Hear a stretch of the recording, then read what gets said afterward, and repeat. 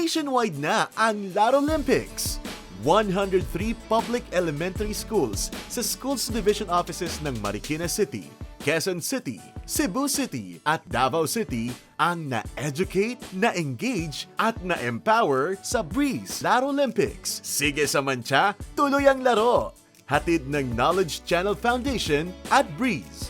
Mahigit 140,000 learners ang nakiisa, nakilaro at nakisaya sa iba't ibang activities na naglalayong ipromote ang play, sportsmanship at resilience. Sa pamamagitan ng curriculum-aligned video lesson na hatid ng Knowledge Channel Foundation, na-educate ang mga grade 4 to 6 learners sa larong Pinoy at sa kahalagahan ng active play para mas ma-engage sila sa paglalaro. Isinama ang larong Pinoy sa PE curriculum katuwang ang mga MAPE teachers ng 4 na SDO ng Department of Education.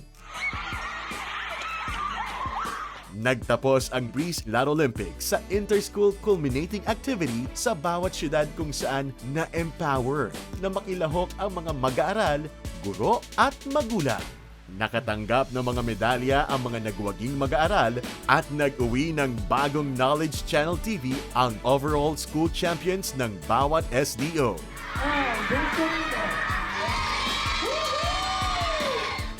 Nabigyan din ng mga regalo at papremyo ang mga dumalong magulang at guro. Tunay na sa paglalaro, nahuhubog ang mas aktibo at mas matatag na kabataang Pilipino. Sige sa mancha!